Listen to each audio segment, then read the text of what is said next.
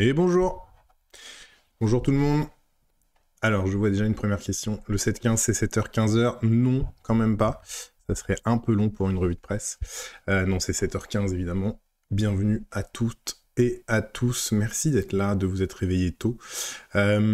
Bonjour J1L85, bonjour Mèche Rebelle, bonjour Étienne Baldi, que je reconnais, bonjour Sylvain Chazot, que je reconnais aussi. Bonjour Only Préhisto, merci d'être là. Bonjour Fuxto, bonjour Amy Masto. L'idée de cette revue de presse, alors bon, on va la faire tous les jours. On va la faire ensemble et on va, j'allais dire, progresser ensemble parce que pour tout vous dire, on n'a pas complètement bouclé le concept. L'idée, c'est tous les matins une petite discussion ensemble autour de quelques faits d'actualité. Je les ai mis là dans le programme. Si les collègues, on leur dit bonjour aussi, évidemment. Bonjour Antoine, je crois que j'ai vu passer Adèle, j'ai vu passer Alizé. Vous avez déjà la moitié de l'équipe d'arrêt sur image dans le chat. Et vous pouvez proposer des articles pour la revue de presse, évidemment. Alors, peut-être pas celle du jour, du coup, mais je les garde pour soit le lendemain, soit le surlendemain. Mais évidemment, n'hésitez pas. Soit vous me les envoyez, vous pouvez me les envoyer par DM sur Twitter, ou vous pouvez me les envoyer par mail. Mon mail est dans ma bio Twitter aussi. Et sinon, vous les envoyez au mail rédac qui est sur le site. Bonjour Malax, bonjour Icam, bonjour les Torigo, bonjour à tous. Donc l'idée c'est que on va discuter pendant une heure et demie. On va essayer de pas trop dépasser 1h30 quand même parce que après je dois aller à la rédac. En tout cas ce matin. Donc salut Elodie, que je reconnais, Elodie Safaris, chroniqueuse pour Arrêt sur Image. Salut Jean-Charles. Pas de cam, on me voit pas? Si, on me voit normalement. Si, on me voit. Eh ben, tout va bien, alors. Comment on fait pour avoir si peu fatigué de bon matin? Eh ben, je vous renvoie la question, puisque je sais que vous êtes aussi matinalier, monsieur. On me voit, tout va bien. Eh ben, si vous voulez bien, on va commencer tout de suite avec une actu du week-end, parce que les Républicains, qui sont... on va dire en mauvaise posture depuis la dernière présidentielle, tentent de se refaire. Et donc, ils ont lancé les états généraux de LR. L'idée, c'est donc une série de conférences, de rendez-vous, de discussions, pour essayer de redéfinir, ou de définir tout court, la ligne de LR, qui est aussi entre l'opposition et une alliance avec Renaissance et avec Emmanuel Macron. Et puis évidemment, salut Loris, salut Karumi, bienvenue. Et donc, évidemment, tout ça sur un fond de discussion encore plus important, puisqu'on parle beaucoup d'un remaniement, et donc, éventuellement, d'un nouveau ou d'une nouvelle première ministre. Et alors, pour commencer, on va commencer... Alors, attendez. Hop. Je vais ouvrir un premier lien. On va se mettre comme ça. Voilà. Hop, petite pub pour Arrêt sur Image. C'est la home du jour. Ça fait plaisir. Donc, ce week-end, ces grands états généraux de LR commençaient, et on a un bon cas d'école de ce qu'est une ligne éditoriale, puisque on a sur... Alors, première chose, parce que je sais que ça va en intéresser certains. Il y a ici le nom d'Étienne Baldi pour l'abonnement à Libé, et je ne sais pas pourquoi, parce que c'est l'abonnement de... Donc Étienne Baldi qui est journaliste à Libération. C'est l'abonnement d'Arrêt sur Image que j'utilise, donc je ne sais pas pourquoi le nom d'Étienne est toujours là. Bref, donc on a un bon cas d'école de ce qu'est une ligne éditoriale. On va parler de 2 papiers en particulier, 3 plutôt. Donc Libération, qui fait un premier titre. C'est un reportage, tout ça c'était samedi. Tous les pontes de LR étaient là. Il y a Éric Ciotti, il y a Gérard Larcher. Il y a Bruno Retailleau, il y a François-Xavier Bellamy. Et donc Libération fait un titre, chez LR, des états généraux au parfum de formol. Autant vous dire qu'on sait tout de suite ce qu'a pensé Libé de cette journée qui était censée redéfinir la droite, cette journée de débat. Et pour vous montrer une différence assez flagrante, je vais vous montrer maintenant le titre du Figaro. Alors excusez-moi si je suis un peu lent, parce que je m'adapte. J'ai pas l'habitude encore de tout ça. Hop. Le titre du Figaro, États généraux de la droite, LR revendique son indépendance, gage de responsabilité. Bon, bah déjà c'est assez clair, on sent que le Figaro attendait peut-être un peu plus de cette journée que que Libé. Et alors, ce qui est assez amusant aussi, c'est que les deux journaux n'ont pas repéré du tout les mêmes éléments saillants, on va dire. Chez Le Figaro, on a un papier assez classique, finalement. Récit, très reportage. C'est-à-dire qu'on a des citations, d'ailleurs ça commence comme ça, hein, devant le cirque d'hiver, un homme lit assis sur un banc, le dernier roman de François-Henri Désirable. Donc vraiment, on commence sur un reportage assez classique.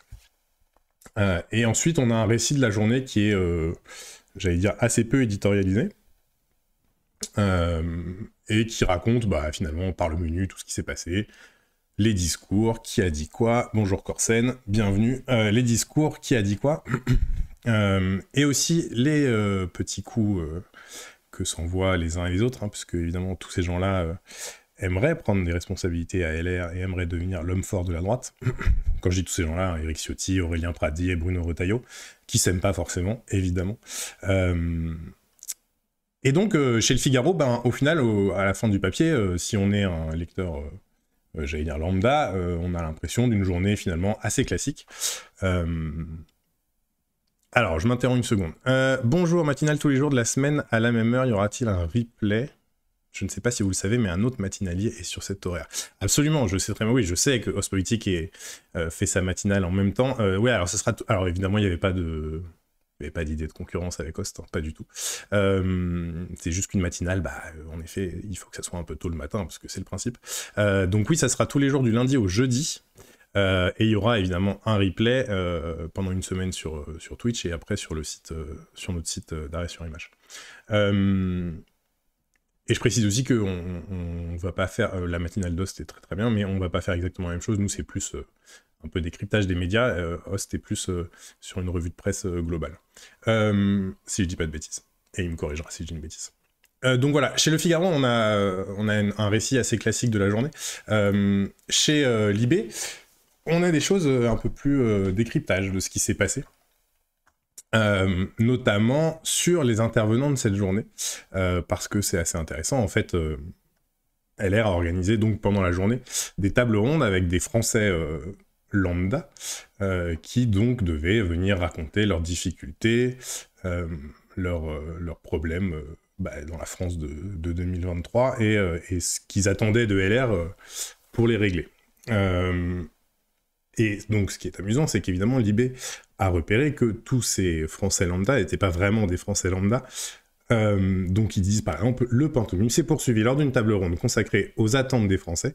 Présenté comme agriculteur, sa profession, Baptiste Gatouya était également aux dernières législatives le candidat battu de François Baroin dans la 3e circonscription de l'Aube. Autre intervenante, Claire Gourlaouen, enseignante et candidate dans le Finistère, battue elle aussi. Et donc finalement, quand on lit à la fin le papier de Libé, on a vraiment l'impression de une journée très très très très politico-politique, mais pas vraiment tournée vers la recherche de nouvelles idées pour LR. Là où dans Le Figaro, on avait vraiment l'impression que c'était le but de la journée. On est champion de défaite dans l'Aube. Ouais, belle victoire. Et alors, il y a un autre élément qui est intéressant. Je vais vous montrer un troisième papier parce que je pense que ça résume bien le juste milieu que certains médias ont essayé de trouver. C'est celui de l'Express. Hop. Et celui de l'Express, à mon sens, fait un peu la même chose que Libé. C'est-à-dire qu'on sent que l'Express n'était pas venu pour être émerveillé par les nouvelles idées des Républicains. Mais alors, eux, ils mettent une citation. Alors, est-ce que c'est une façon de se mettre un peu à distance et de ne pas prendre complètement parti? Mais donc, le titre, c'est « États généraux de la droite ». Et entre guillemets, on a entendu ce discours 50 fois. Donc on a la même idée que Libé, hein, c'est que finalement, Libé, c'était des états généraux dans le formol, je crois. Je reprends le titre. Des états généraux au parfum de formol, voilà. Chez l'Express, on a exactement la même idée, hein, c'est-à-dire l'impression de voir un débat, ou des débats en tout cas vus et revus à droite, parce qu'en fait, les débats ont été organisés sur l'immigration, sur le libéralisme, des choses qu'on a déjà entendues depuis 30 ans chez les Républicains. Et évidemment, maintenant, sous la houlette d'Éric Ciotti, ça risque pas de changer radicalement, a priori. Et donc l'Express, une citation, peut-être une manière de se mettre à distance, de dire, bon, bah c'est pas l'Express qui le dit, on l'a entendu là-bas, mais on l'a entendu là-bas et c'est cette citation qu'on a retenue, parce qu'on se doute bien que on a aussi dû entendre des citations qui disaient « Waouh, c'est génial cette journée ». Bon, là, on garde évidemment la citation qui colle à ce qu'on a pensé, nous, de la journée, c'est-à-dire à l'Express, hein, quand je dis nous, c'est Express, évidemment. Parce que voilà, typiquement, si on prend... Il y avait une autre citation qu'on aurait pu garder, hein, par exemple de Chloé Morin, qui est politologue, qui disait « LR n'est pas une marque morte ». On aurait très bien pu mettre ça, par exemple, en titre. Non, on choisit l'autre citation négative, pour le coup, pour la journée. Et voilà. Et alors, je ne sais pas, hein, honnêtement, si l'Express a fait ça pour se mettre un peu à distance. Mais en tout cas, ça donne un peu cet effet-là, à mon avis. Et alors, chose étonnante, sauf erreur de ma part, et sauf si ça a été publié dans les 15 dernières minutes, Valeurs Actuelles n'était pas à la journée de LR. En tout cas, ils n'ont pas publié de reportage sur cette journée. Un débat Nolo-Mathieu Bock-Côté, ça fait tellement pas envie. Bah, visiblement, ça fait envie à droite, malgré tout. Éric Nolot, l'homme de gauche autoproclamé. Il a dit qu'il n'était pas d'accord avec LR. Je crois qu'il a fait un tweet en disant que LR avait invité des gens qui n'étaient pas d'accord avec eux et qu'il avait accepté d'aller débattre. Bon, je sais pas exactement... Pour tout vous dire, je n'ai pas regardé le replay du débat Nolo Bock-Côté, j'ai pas eu le temps. Mais on imagine qu'ils ne devaient pas être en désaccord très profond quand même, tous les deux. Mais ce qui est intéressant quand même avec ce débat Nolo Bock-Côté, c'est que surtout Mathieu Bock-Côté, qu'on voit évidemment beaucoup, hein, Mathieu Bock-Côté, il est éditorialiste chez CNews, sur Europe 1, en gros tous les médias du groupe Bolloré, c'est porte ouverte pour Mathieu Bock-Côté. Et ce qui est intéressant, je trouve, c'est que... Alors, est-ce que c'est surprenant? Je ne sais pas, vous allez me dire, mais c'est à quel point, je trouve, en tout cas, l'univers intellectuel de la droite se rétrécit un peu. C'est-à-dire qu'on a l'impression qu'ils ont 5-6 débatteurs qui sont servis à toutes les sauces. Et alors, habile transition, parce que je voulais vous parler d'un autre papier de Libé sur ces conférences, toujours. Salut Simone the Beach. Oula, je sais pas si j'avais le droit de dire ça sur Twitch. On va juste dire Simone. Salut Simone. Il y a un univers intellectuel à droite. Oui, je pense qu'il y a un univers intellectuel à droite. Mais je pense qu'il se rétrécit beaucoup, ouais. Et donc, justement, je voulais vous montrer un autre papier de Libé qui est intéressant. Alors, c'est un papier qui était préparatoire, je crois, si je dis pas de bêtises, c'était avant la première journée des États généraux. Hop. Hop, ça charge. Un papier signé chez Paul. Alors, chez Paul, c'est la newsletter matinale de Libé. Il se fait passer pour un sociologue, c'est une forme de caution intellectuelle. Ouais, bien sûr, non, mais je dis pas que... Attention, hein, je dis pas que Mathieu Bock-Côté... comment dire, je dis pas que c'est un intellectuel, je dis pas non plus que c'est pas un intellectuel, en tout cas, voilà. Oui, j'ai vu que c'était Beach, je sais pas. Salut Foxstan. Mais je dis juste que j'ai l'impression qu'on voit toujours les mêmes, quoi. C'est-à-dire que j'ai l'impression qu'ils ont 5 ou 6 personnes maximum et qui font tourner à l'infini. Mais bref, je voulais pas m'arrêter là-dessus trop longtemps, mais donc pour revenir sur la journée des LR, Libération donc a fait ce papier. Donc le 16 juin, c'était il y a 3 jours, ouais, vendredi. Donc c'était avant la journée. Et alors ce qui est intéressant, et je crois d'ailleurs que c'est les seuls à l'avoir noté, parce que j'avoue que même moi je l'avais pas remarqué, mais en gros, d'abord il note la proximité des intervenants, par exemple, avec ceux des universités de Reconquête. Donc il y a évidemment Éric Nolot, qu'on a vu dans les meetings de Zemmour, et aux universités d'été de Reconquête, le parti d'Éric Zemmour. Olivier Babot, qu'on connaît bien chez Arrêt sur Image, qui, alors, donc Libé l'appelle une sorte d'essayiste spécialiste de tout. Nous, on a un mot pour ça, c'est les toutologues. Voilà. Et je vous invite à aller voir le... Alors, attendez, je vais vous mettre les liens, tiens. Faites-moi penser quand j'oublie de vous mettre les liens. Je vous mets les liens. Donc ça, c'est le reportage de Libé. Ça, c'est celui du Figaro. Et donc ça, c'est le papier de Libé sur la proximité entre LR et Reconquête. Donc Olivier Babot, que nous on appelle un toutologue, Vous pouvez aller sur le site d'Arrêt sur Image. Mon collègue Maurice Midena, on a fait un portrait un peu piquant, qui gratte un peu. Salut Astien87, salut WH. Donc Olivier Babot, je reprends, était présent au débat de valeurs actuelles en avril, le fameux grand débat.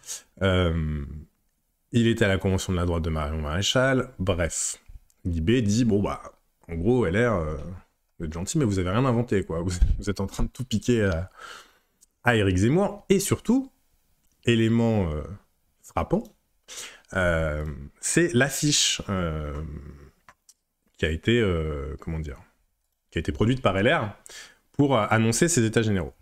Et alors, quand on voit l'affiche, moi quand j'ai vu l'affiche la première fois, je me suis dit, mais c'est marrant, j'ai l'impression de la connaître cette affiche. Donc c'est celle-ci, les états généraux de la droite. Donc il y a Chloé Morin, dont je parlais tout à l'heure, Mathieu Bocoté, Éric Nolot, Olivier Babot au milieu, Dominique Régnier. Dominique Régnier qui est politologue et qui était candidat au régional pour LR il y a quelques années. Salut Mingusienne, salut Astien. Et donc, quand on voit ça, alors moi, quand j'ai vu l'affiche, je me suis dit, elle me dit quelque chose, cette affiche, mais bon, bref, j'arrivais pas à... On dirait une affiche de Backseat. Ça va pas leur faire plaisir, ça.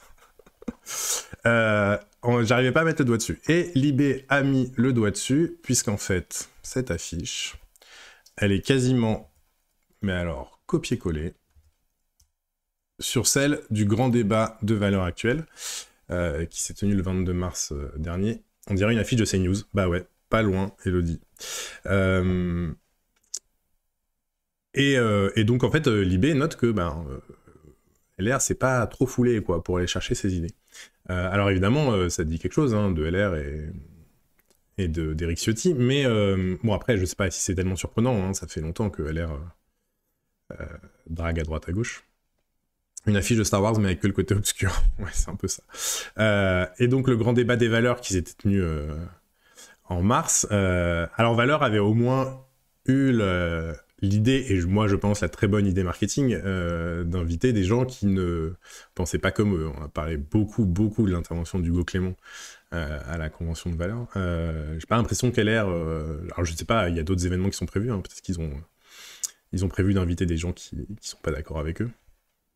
Mais voilà. Et donc, Libé, ils ont la même agence de com. Alors, on va y venir. Je sais pas si c'est la même agence de com, mais en tout cas, ils ont quelqu'un en commun, en tout cas.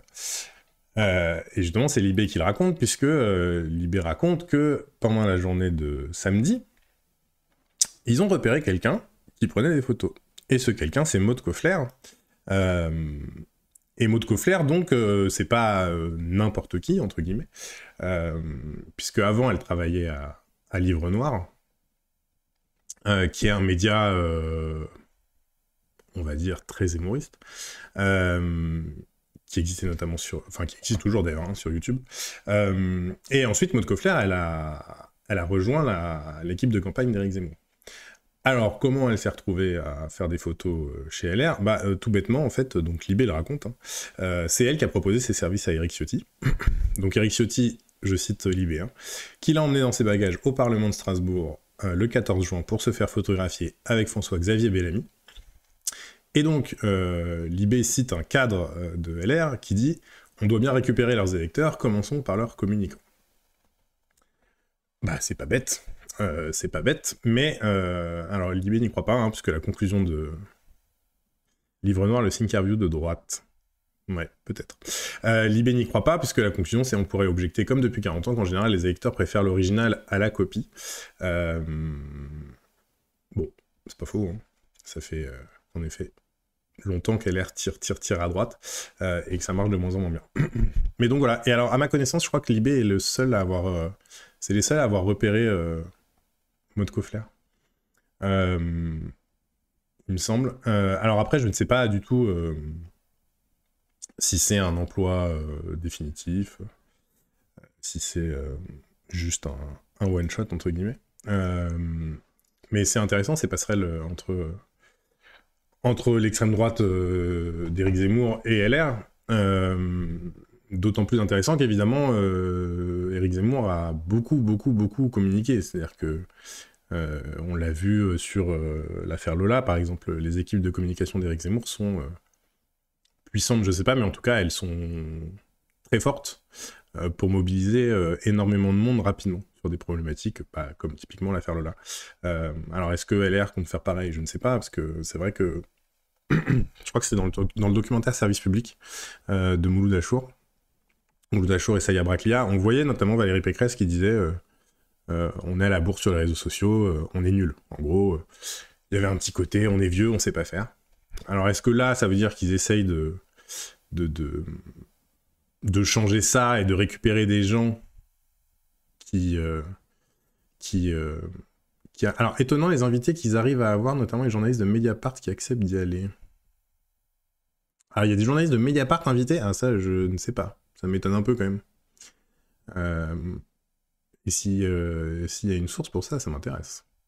Parce que des journalistes de Mediapart y aillent en reportage, bon, ça, c'est très bien, c'est leur boulot, mais je serais étonné qu'il y ait des journalistes de Mediapart qui acceptent d'aller débattre aux journées de... Ah, c'est Thinkerview, pardon. Excusez-moi, j'avais raté un bout de la discussion. Salut Radegund. Il y a même des journalistes d'arrêt sur image chez Thinkerview. Ouais, j'ai vu ça. J'ai vu ça. Donc voilà, alors est-ce que c'est un changement de stratégie de LR qui se dit, bon, maintenant, on va tout miser sur une communication plus agressive, plus jeune, plus portée sur les réseaux sociaux, ce genre de choses, je ne sais pas.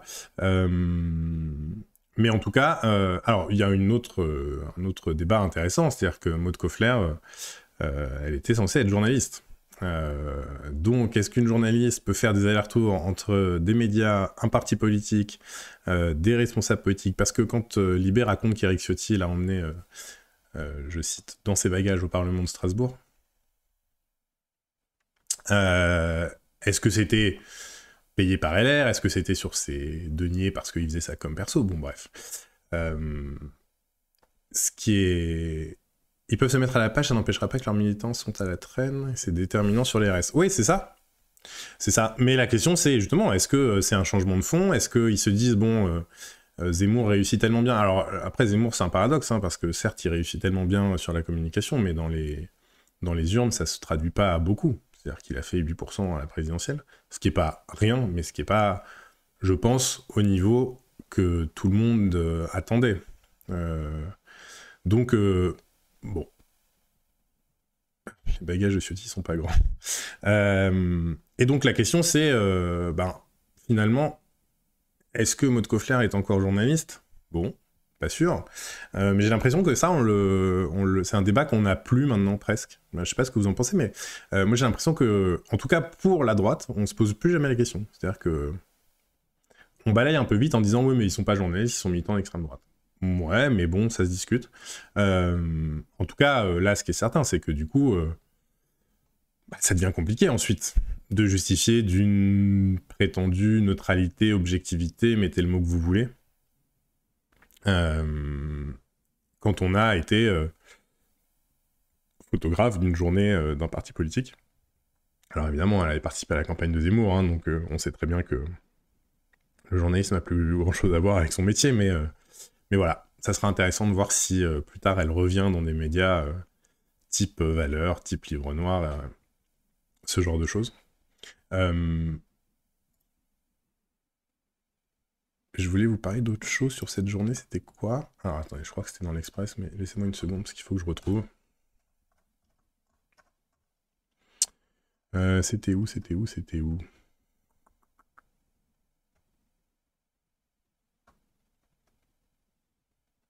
Ah oui, bah non, c'était des extraits. En fait, ce qui est intéressant quand même, c'est que est-ce qu'on a un phénomène similaire à gauche? Alors, un phénomène similaire à quoi?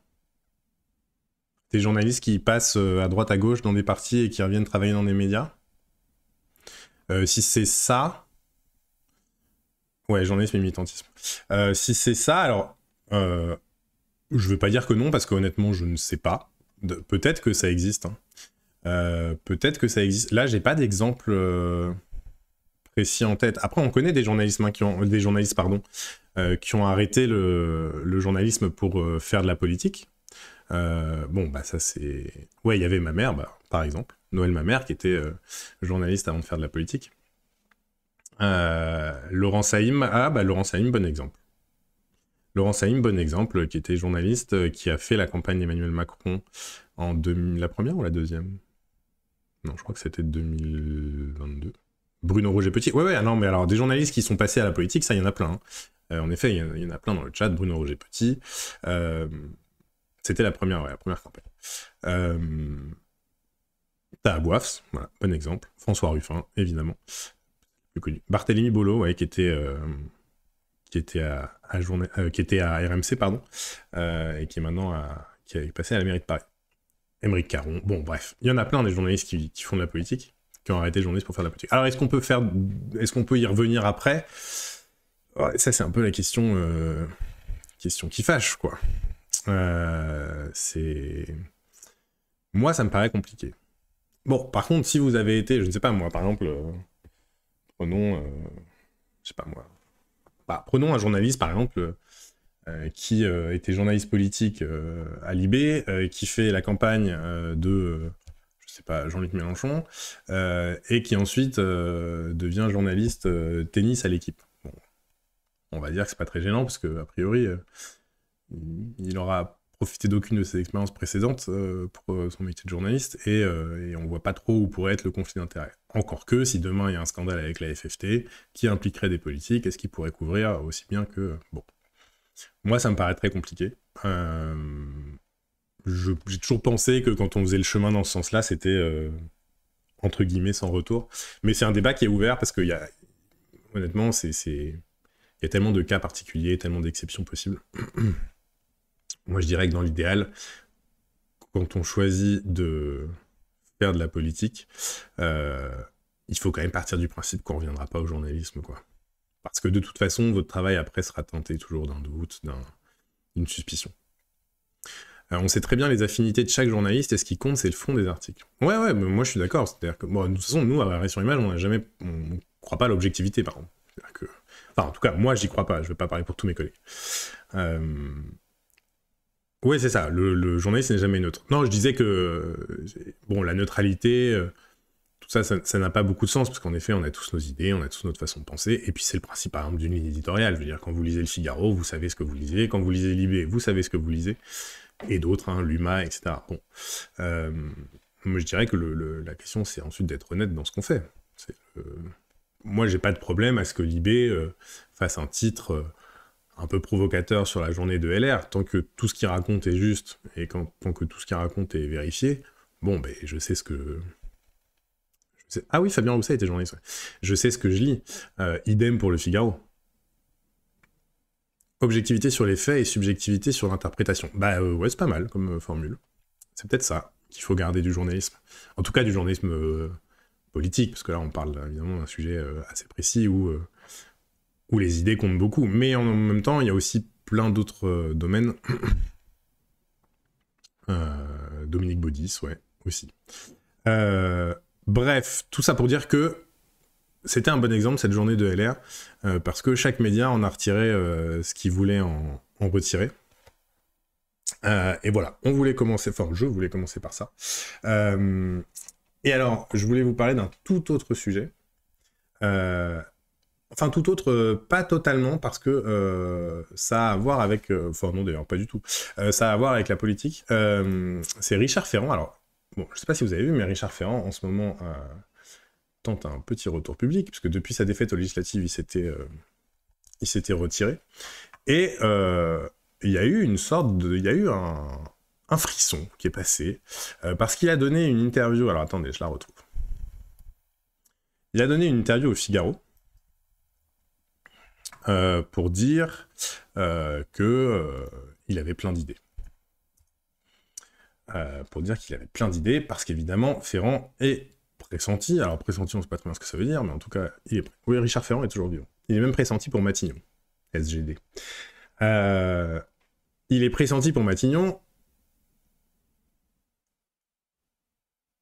Alors, je me demandais d'ailleurs, alors je ne vais pas prononcer cette formule, mais j'ai compris l'idée, où ballon d'essai, bah, c'est la grande question.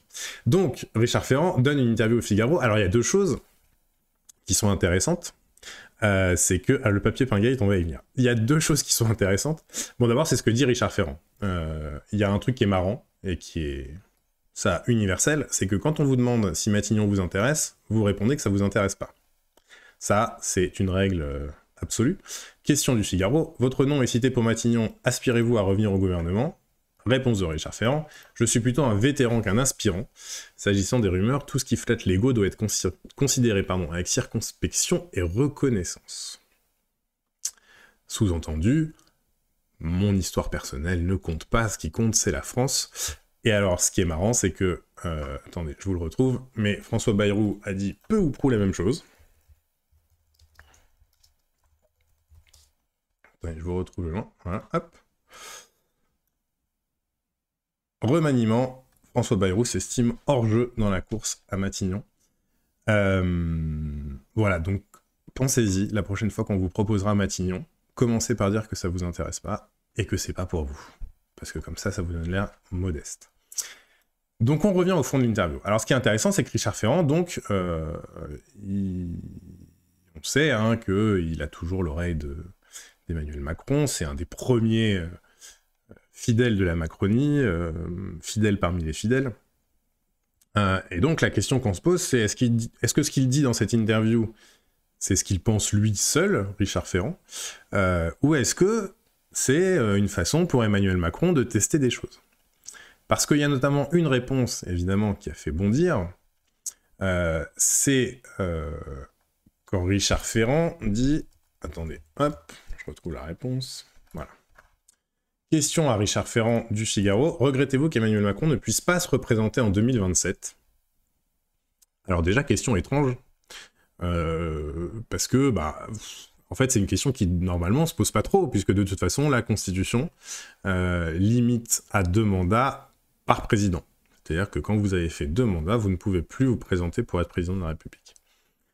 Donc, avec le quinquennat, ça fait 10 ans de présidence maximum, ce qui sera le cas pour Emmanuel Macron en 2027. Il aura fait ses... Marrant qu'un ancien du PS sorte une interview dans le Figaro. Ouais, alors je sais pas si Richard Ferrand est encore beaucoup de gauche, mais ouais. C'est sûr que rétrospectivement, c'est marrant. Ouais, 2 mandats consécutifs, exactement. Donc un président ne peut faire que 2 mandats consécutifs. Alors la situation ne s'est jamais présentée d'un président qui se représenterait... insiste bien sur le consécutif. Exactement, ouais, j'insiste bien sur le consécutif. Donc, techniquement, Emmanuel Macron pourrait se représenter en 2032 ou 2037, etc. Et donc déjà, cette question est un peu étrange du Figaro, parce que on a envie de leur dire, en fait, la question se pose pas, quoi. Le débat est déjà réglé depuis longtemps. Et en plus, on imagine mal quel président se lancerait dans une réforme constitutionnelle lui permettant à lui-même de se représenter une 3e fois. Bon, alors il faudrait imaginer l'hypothèse d'un président qui dirait à la fin de son 2e mandat « On va faire la réforme, mais c'est pas pour moi, parce que j'aurai pas le temps, c'est parce que je pense que c'est bien pour la France. » Poutine l'a fait, ouais, mais bon, on n'est pas en Russie quand même. Parce que je pense que c'est bien pour la France, mais c'est pas pour moi, j'en profiterai pas. Bon, c'est un peu bizarre, quoi. Bon, bref, la question est posée par le Figaro, et Richard Ferrand répond, donc regrettez-vous qu'Emmanuel Macron ne puisse pas se représenter en 2027 ? Réponse de Richard Ferrand, notre Constitution en dispose ainsi, la loi, voilà. Cependant, et tout ce qui vient après un cependant est intéressant, à titre personnel, je regrette tout ce qui bride la libre expression de la souveraineté populaire, la limitation du mandat présidentiel dans le temps, le non-cumul des mandats, etc. Voilà. Alors la question c'est... Alors, et par ailleurs, il n'y a pas de relance du Figaro. C'est-à-dire que... Parce que si vous posez la question à Richard Ferrand et qu'il vous répond ça, bon, peut-être que vous avez envie de demander des précisions quand même. On va peut-être lui demander, mais ça veut dire quoi ça? C'est-à-dire que vous espérez une réforme constitutionnelle, bon. Et donc Richard Ferrand poursuit en disant « Changeons tout cela en préservant le bicamérisme ». Donc le bicamérisme, c'est d'avoir un parlement à 2 chambres, le Sénat et l'Assemblée nationale, en préservant le bicamérisme et le Conseil constitutionnel, gardien vigilant des principes républicains et des libertés publiques. Donc, on a quand même une réponse mi-figue, mi-raisin. À la fois, on jette un énorme pavé dans la mare, et à la fois, à la fin, on est rassurant en disant « Non, mais par contre, le Parlement et le Conseil constitutionnel, c'est génial. » C'est que le Figaro est d'accord avec le cumul, dira de Gonde. Bah peut-être. Peut-être, finalement, que s'ils ont posé la question, c'est qu'ils espéraient avoir cette réponse. Mais bon, le fait est que, fatalement, quand on lit ça, on se dit, oula, c'est costaud comme réponse. Et alors, ce qui est marrant, en plus, c'est que ça a donné des reprises... Attendez, je vais vous prendre une reprise. Alors, c'est l'AFP qui a fait une dépêche, évidemment. Et donc, qu'est-ce qu'on a gardé de l'interview de Ferrand? Je vous le donne en mille. Richard Ferrand appelle à modifier la Constitution pour autoriser un 3e mandat présidentiel. Donc, en effet, si c'est un ballon d'essai, il a bien marché. Parce qu'évidemment, quand l'AFP fait une dépêche, c'est repris absolument partout. Surtout que là, bon, alors là, en l'occurrence, même si l'AFP avait pas fait de dépêche, potentiellement, beaucoup de gens auraient repris cette interview, parce que la réponse de Richard Ferrand est quand même forte. Forte, pas dans le sens génial, hein, forte dans le sens, c'est un propos fort, politique. Et donc bah, c'est intéressant parce que, en effet, la question qui se pose maintenant, c'est est-ce que c'est un ballon d'essai ou est-ce que Richard Ferrand parle tout seul pour lui-même? Je sais pas, on n'est pas dans la tête de Richard Ferrand, mais ça serait quand même étonnant que Richard Ferrand fasse une proposition aussi forte, sans avoir été validée avant, au-dessus. Est-ce que c'est un vrai ballon d'essai? Moi, ça me paraît un peu surréaliste, pour tout vous dire. Parce que là... ou alors, je vois pas comment un politique peut aller autant dans le sens inverse de l'histoire. Montage en épingle. Alors, je sais pas si c'est du montage en épingle, parce que Richard Ferrand, c'est pas n'importe qui, encore une fois. Et qu'une proposition pareille dans un... C'est du troll, je sais pas si c'est du troll, pas sûr quand même. Et qu'une proposition pareille dans le climat actuel, c'est risqué, quoi. C'est risqué. On n'est quand même pas passé loin d'une catastrophe politique pour la Macronie pendant le débat sur les retraites. On a eu évidemment les gilets jaunes. Donc, bon. Je ne sais pas. Il veut obtenir le ministère de la flagornerie. Ben non, mais moi je suis pas sûr. C'est-à-dire que moi je pense pas que... Alors Richard Ferrand est sans doute un flagorneur, hein, mais je suis pas sûr que ça soit le but de l'interview. Hein. J'ai le sentiment que Ferrand a été oublié et qu'il fait du bruit pour revenir. C'est possible aussi, ouais. SGD. C'est très possible. C'est possible. Et alors d'ailleurs, ce qui est intéressant hein, dans toutes ces discussions autour de Matignon qu'on a régulièrement, c'est ces fameux non pressentis. C'est-à-dire, pourquoi on interviewe Richard Ferrand d'un coup? C'est parce que Richard Ferrand serait pressenti pour être Premier ministre.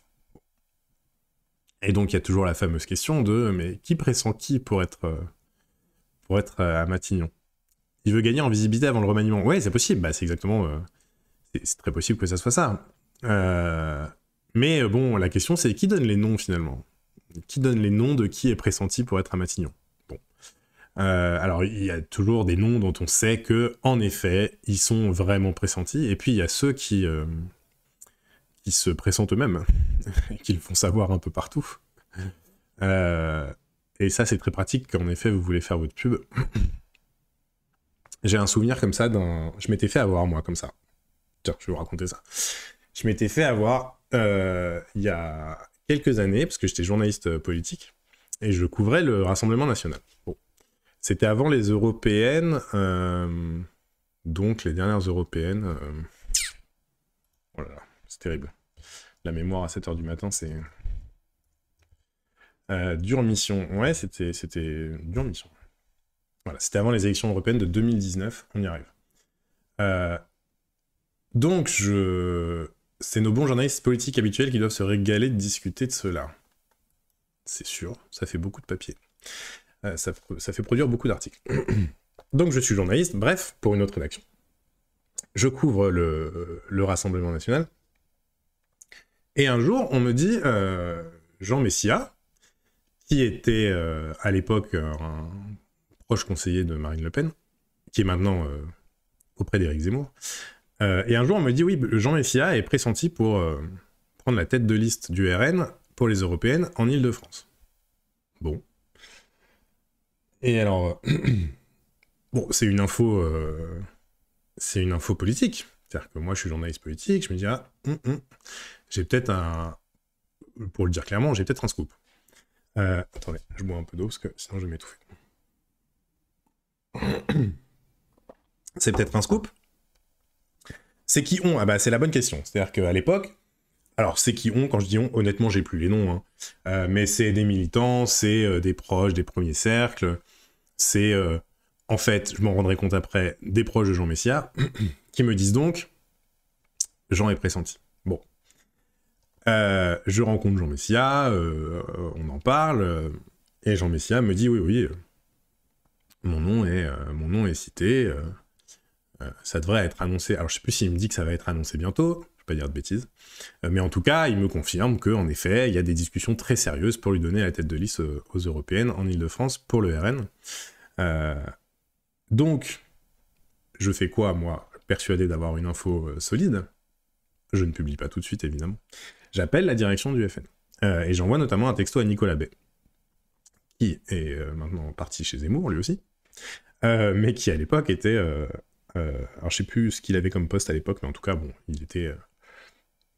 il parlait pour Marine Le Pen, quoi. Et Nicolas Bay me dit, mais alors, pas du tout. Ça n'a jamais été envisagé, le nom de Jean Messia n'a jamais été cité pour quoi que ce soit aux européennes. Donc, info totalement bidon.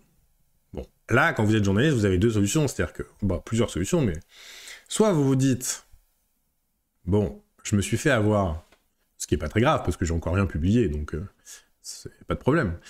Soit vous vous dites, je me fais enfumer, il y en a un qui essaye de se pousser du col pour effectivement... Parce qu'une fois que vous avez annoncé dans la presse que vous étiez pressenti, bah, par effet j'allais dire... quasiment méthode couée, c'est-à-dire que les gens finissent par se dire, ah bon, il est pressenti, bon bah c'est qu'il est pressenti alors. Et s'il est pressenti, bah c'est qu'il faut y réfléchir. Bon. Donc finalement, je me dis, ah bon, c'est bizarre. Alors donc je rappelle, je renvoie un texto à Jean Messia, ou je le rappelle, je sais plus. Et il me dit, mystère, il me dit quelque chose comme mystère, évidemment qu'ils vont pas vous le dire, quoi. Bon. Et donc finalement, j'avais publié un papier, alors je crois que c'était dans le JDD à l'époque, comme quoi. Où j'avais écrit que Jean Messia se verrait bien prendre la tête de liste aux européennes en Ile-de-France, mais que la direction du FN, je sais plus, balaye l'idée, ou je sais plus ce que j'avais écrit. Mais comme quoi, on peut vite se faire avoir. Si on fait pas attention, ça arrive vite. Bon voilà, c'était un petit exemple, pour vous montrer aussi comment ça se passe. Ce genre de tractation en coulisses. Alors pour Matignon, j'imagine que c'est encore pire, hein, parce que là, on parle le fameux conditionnel. Ouais, alors je l'avais pas mis au conditionnel, hein. C'était pas du conditionnel de doute, hein. Quand je disais Jean Messia se verrait bien à la tête de liste, c'est qu'en effet, il se verrait bien, à l'époque, il se voyait bien prendre la tête de liste. Mais du coup, j'avais écrit ça de façon à ce qu'on comprenne que c'était son souhait à lui, et pas celui du parti, a priori. Il était tête de liste ou pas, finalement? Eh ben non, pas du tout. Donc, je m'étais peut-être pas complètement trompé, finalement. Mais le conditionnel... Oula! Pardon, j'ai mis un coup dans le micro. J'espère que je vous ai pas fait faire une crise cardiaque. Le conditionnel, en effet, on le voit beaucoup hein, dans ces discussions-là. Bon, il serait pressenti pour être à Matignon, il serait dans les 5 derniers, dans la shortlist. Toutes ces indiscrétions, c'est en général les parties d'échecs. Bah oui, c'est un peu ça. C'est-à-dire que c'est en partie une partie d'échecs. Chacun avance ses pions et on voit ce qu'il prend dans la presse. Bon.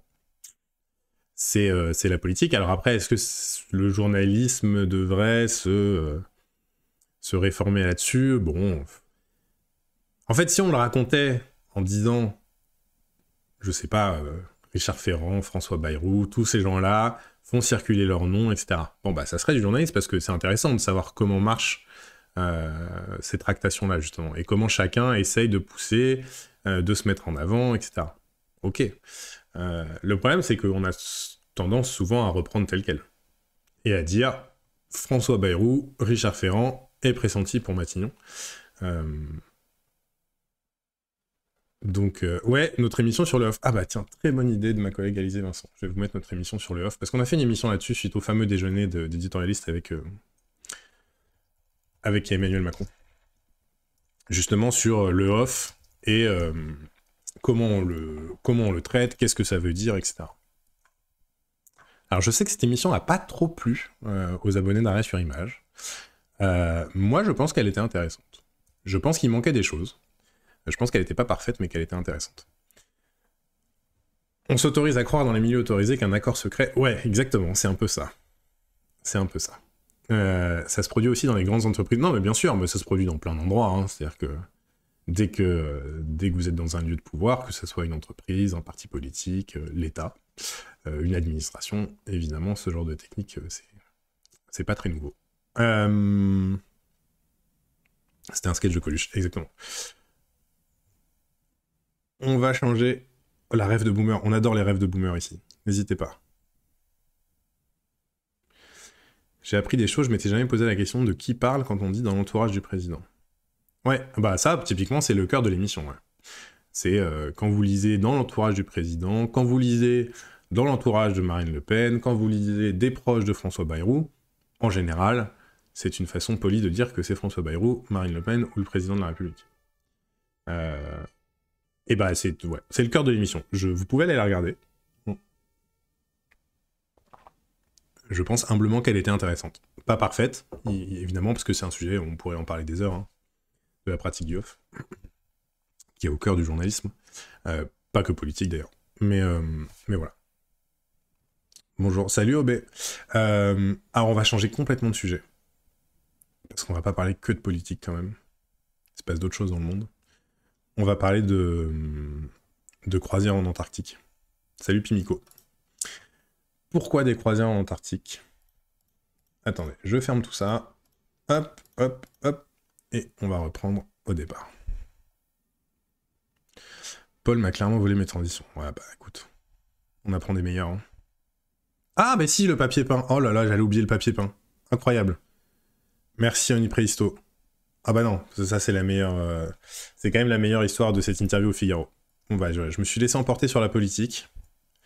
J'aime trop la politique. Et du coup, j'en ai oublié un aspect essentiel de l'interview de Richard Ferrand.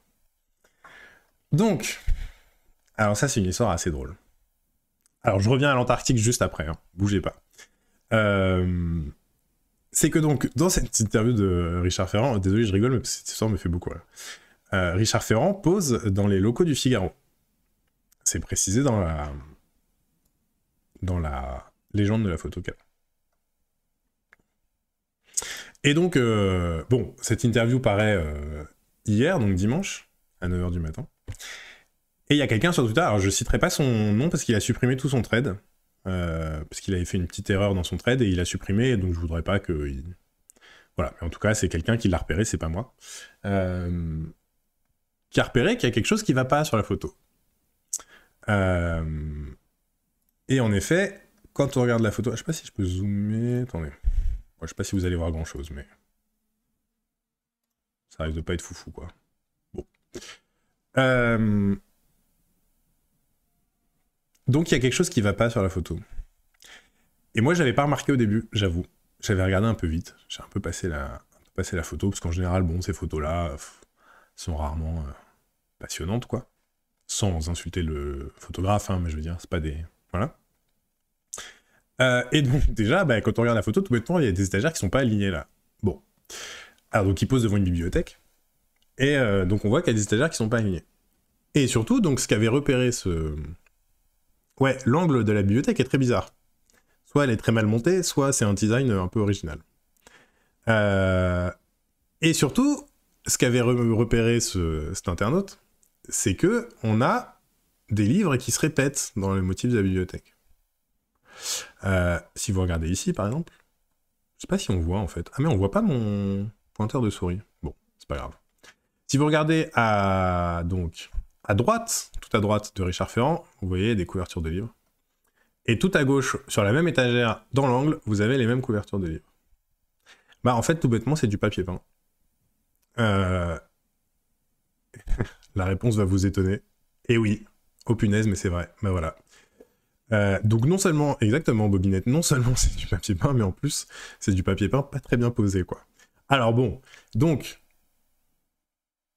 ce qui est amusant, c'est que l'internaute qui avait repéré ça avait même retrouvé la photo d'origine.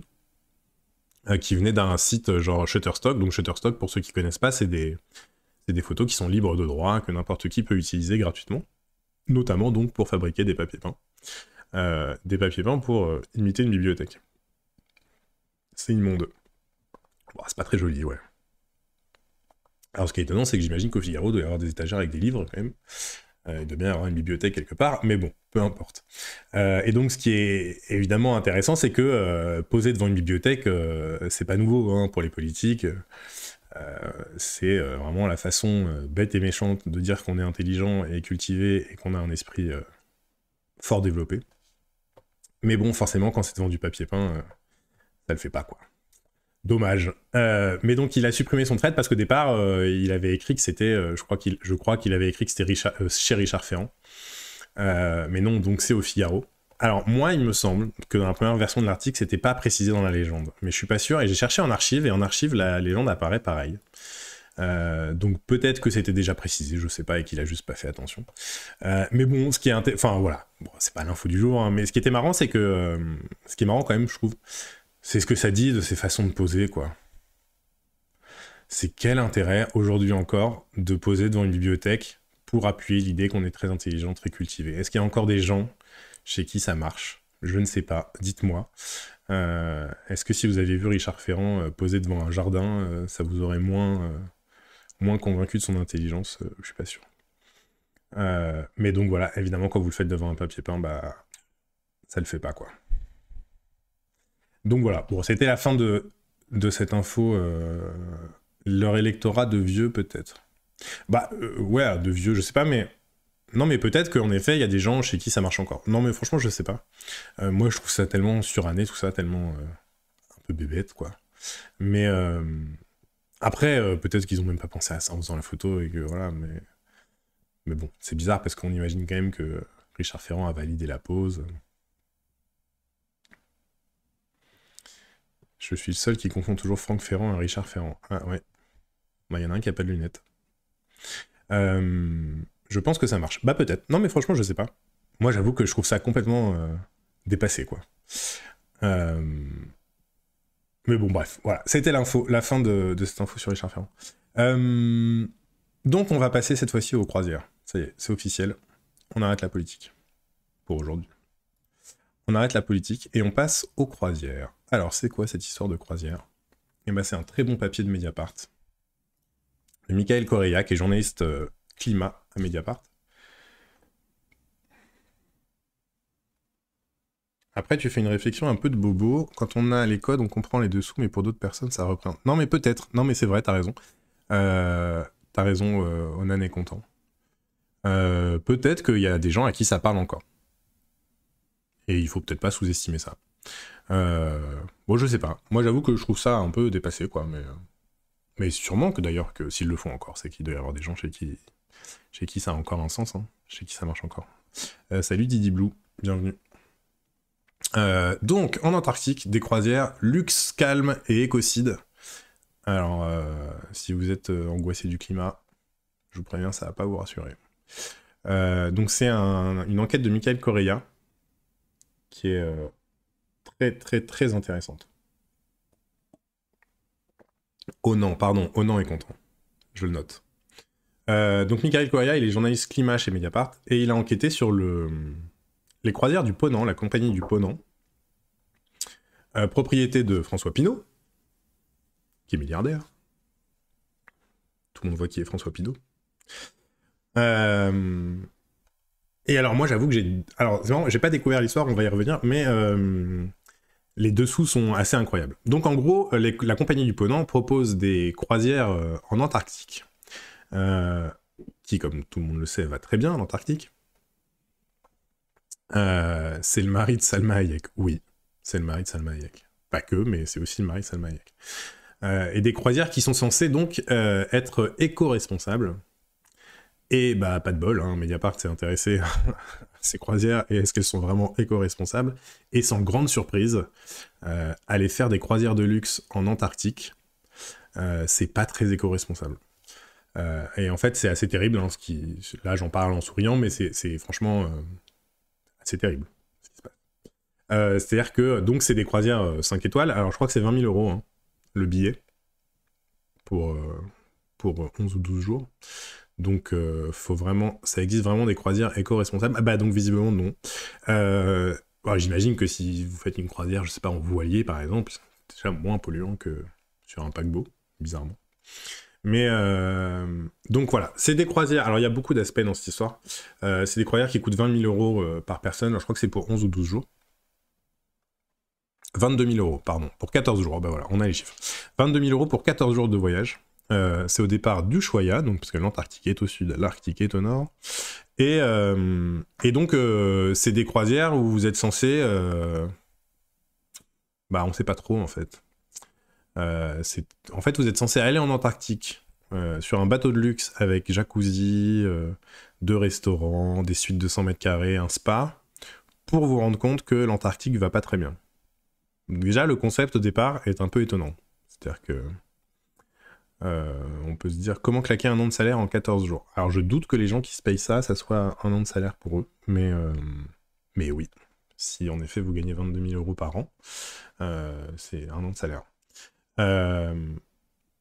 Donc 22 000 euros pour 14 jours, et alors il suffit de voir les photos, hein. Je vous en montre juste une. Je ne vais pas vous montrer tout l'article de Mediapart, parce que comme c'est un article qui est réservé aux abonnés, je ne vais pas tout vous montrer, parce que il faut soutenir la presse libre et indépendante. Donc là, voilà, vous avez ce genre de précédent, je ne sais même pas quoi vous dire, c'est tellement surréaliste que on ne sait même pas comment ça existe, quoi. Mais ce qui est intéressant, donc évidemment, c'est les témoignages qu'a recueilli Mediapart, notamment de gens qui font de membres de l'équipage, de guides, parce que donc l'intérêt avec des guillemets de la croisière, c'est qu'à bord, on vous sensibilise aux thématiques du réchauffement climatique. Bon. Sauf qu'en fait, évidemment, donc je lis notamment le témoignage d'un guide naturaliste recueilli par Mediapart. Je vais essayer de limiter ce que je vous lis qui est en payant parce que vraiment c'est pas bien. Mais bon, c'est juste pour vous donner une idée. Nous donnons des donc c'est un guide naturaliste qui a travaillé 2 semaines à bord du bateau qui s'appelle donc le commandant Charcot. C'est le bateau qui s'appelle comme ça. Sensibiliser à la fonte des glaces en faisant encore plus fondre les glaces. Ouais, c'est ça. Donc, il dit, nous donnons des conférences selon notre spécialité, ornithologie, glaciologie, océanologie. J'ai découvert que la glaciologie était une discipline. Nous parlons à un public composé de dirigeants d'entreprise ou de retraités qui possèdent des fondations. Si nous en sensibilisons ne serait-ce qu'une cinquantaine, ça peut avoir un fort impact. Bon. On a envie de dire que c'est un vœu pieux à la lecture de l'enquête de Mediapart, parce qu'en fait, donc, ce que raconte Mediapart, c'est qu'évidemment tout ça est extrêmement polluant, que vous avez des passagers qui jettent leurs mégots par-dessus bord, leurs mégots de cigarettes, que évidemment le bateau en lui-même pollue, que... Enfin, tout ça est terrible, quoi. Pour vous donner un chiffre, pendant 50 jours de navigation en 2021, 7362 tonnes de CO2, et donc Mediapart a fait le calcul, c'est à peu près 27 000 voitures sur une même période. Donc, en 50 jours de navigation, un bateau comme celui-là pollue autant que 27 000 voitures. Bon. Alors après, c'est pas nouveau, hein, les croisières, évidemment, les croisières de luxe, les paquebots immenses, etc. Alors, c'est pas un super paquebot, hein, parce que c'est pas, il faut pas imaginer un Costa Croisière. Bon, c'est un gros bateau, hein. Je vous montre la photo. C'est un gros bateau. Brise-glace, évidemment. Mais voilà, on n'est pas sur un Costa à 15 étages, etc. Mais bon, donc évidemment, ça pollue, hein, c'est logique. Et alors, en lisant le papier, donc je vous laisserai aller lire, je vais vous mettre le lien, hop. En lisant le papier, je me dis, mais ces croisières, elles me disent quelque chose. J'ai l'impression d'en avoir déjà parlé. Alors, le Ponant, c'est un nom qu'on connaît, hein, je voyais à peu près ce que c'était, quoi, mais j'avais l'impression de, précisément, les croisières en Antarctique, j'avais l'impression d'en avoir déjà entendu parler. Et bah, bingo, pourquoi j'en ai déjà entendu parler ? Parce qu'en fait, il n'y a pas si longtemps, j'ai fait un papier sur Vogue France, donc le magazine Vogue, la version française. Et pourquoi j'ai fait un papier sur Vogue France ? Parce que on s'est rendu compte, donc je vous l'affiche, et je vous mets le lien tout de suite, comme ça j'oublie pas. On s'est rendu compte que les journalistes de Vogue France faisaient aussi de la pub. ce qui normalement est parfaitement déconseillé, voire interdit. C'est-à-dire que quand vous êtes journaliste, faire de la pub à côté, bon courage ensuite pour justifier que vous êtes indépendant. Et donc, alors mon papier n'avait rien à voir avec les croisières du Ponant. Hein. C'était des journalistes de Vogue France qui faisaient des... J'ai cru un instant qu'il avait écrit un article dans Vogue. Non, je ne pense pas que Michael Correa écrive dans Vogue. Faudra lui demander, mais ça m'étonnerait. Donc, je me suis rendu compte que les journalistes de Vogue faisaient des partenariats avec des marques. Et donc, à l'époque, c'était il n'y a pas si longtemps, hein, c'était il y a 2 semaines, moi j'avais repéré des marques, notamment des produits de beauté, des vêtements, etc. Je vous mets le lien d'une vidéo. Alors, je vais pas vous la diffuser parce que j'ai un doute sur le... Est-ce que j'ai le droit de vous la diffuser parce qu'il y a de la musique, etc. Donc, je suis pas sûr d'avoir le droit de vous la passer. Mais je vais vous la montrer en écran fixe. Alors, le public reportage, on va y venir juste après, justement, en e-pristo. Donc voilà. Donc là, c'était la rédactrice en chef beauté de Vogue qui faisait la pub d'une gamme de produits de beauté de la marque Esthederm. Voilà. Donc ça, c'était filmé chez elle. Donc là, on n'est pas dans du public reportage. Enfin, si, on est dans du public reportage. C'est de la pub tout court, quoi. On peut couper le son. Ouais, mais en fait, je vais vous mettre le lien, et puis, bon, si vous voulez aller la voir, mais c'est pas passionnant non plus. Hein. C'est juste, je vous montre, voilà, à quoi ça ressemble. Et alors, ce qui m'intéressait dans ce sujet, bon, d'abord, c'est qu'elle était rédactrice en chef, en plus, donc ça veut dire que c'est pas une journaliste qui a fait ça, discretos, sans en affaire sa direction. Non, c'est la direction de Vogue qui assume, et d'ailleurs, dans le titre de la vidéo YouTube, c'était d'abord posté sur la chaîne de Vogue France, sur la chaîne YouTube. Alors, ça a été posté sur Instagram, partout, hein, sur tous les réseaux. Et donc, le titre, c'était 24 heures avec la rédactrice en chef beauté de Vogue, Vogue France, X, Institut Esthederm. Bon. Alors là, si vous êtes un professionnel de la profession, vous savez ce que ça veut dire, ce X. Ça veut dire que c'est un partenariat. Mais c'est pas non plus clair, quoi. C'est pas clair, et c'est indiqué nulle part dans la description de la vidéo que c'est un partenariat rémunéré, parce qu'évidemment tout ça c'est pas juste Vogue France qui est fan des produits Esthederm, c'est Esthederm qui paye pour faire de la pub sur le site de Vogue France. Vous allez voir, on va revenir aux croisières, hein, restez avec moi. Et donc cette pub est diffusée, bon, et donc moi j'appelle la direction de Vogue. La direction de Vogue, alors débat un peu surréaliste avec la direction de Vogue, parce que vous voyez absolument pas le problème, c'est-à-dire qu'on parlait visiblement pas de la même chose, quoi. Donc eux, ils m'ont assuré que tout ça a été fait dans les règles de l'éthique et de la déontologie journalistique.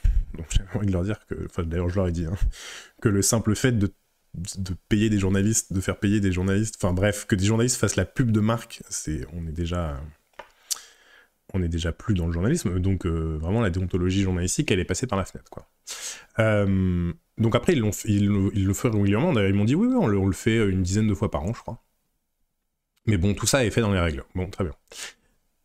Alors déjà, pas dans les règles, hein, parce que la loi, normalement, impose que alors maintenant, c'est encore plus strict avec la nouvelle loi qui est passée là sur le travail des influenceurs, mais normalement, la loi impose, avant même qu'elle ait été modifiée, imposait de marquer clairement que c'était un partenariat rémunéré.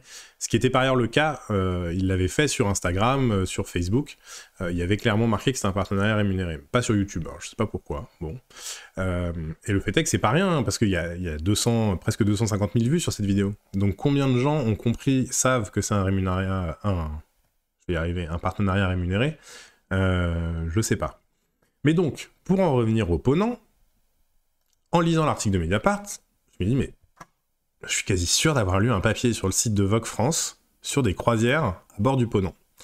Et bah, ça n'a pas loupé, figurez-vous, puisque la même journaliste, qui faisait donc ce partenariat avec Esthederm, dit donc, elle a fait une croisière sur le Ponant. Avec le Ponant. Je sais pas si le bateau s'appelait le Ponant. Ouais, fin du suspense.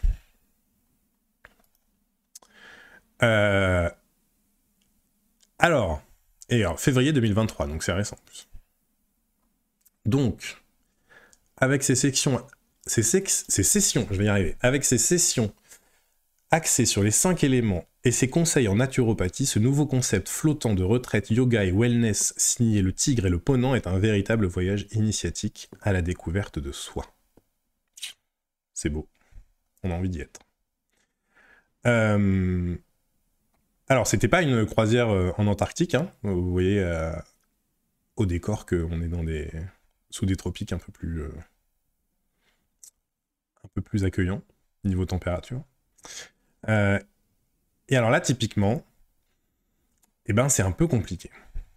Parce que, donc, cette journaliste, elle a écrit... Alors, je dis cette journaliste, hein, mais tout ça, c'est publié par Vogue France, hein, donc c'est qu'évidemment, il n'y a pas de secret, hein, ils sont d'accord, c'est leur ligne éditoriale. Hein.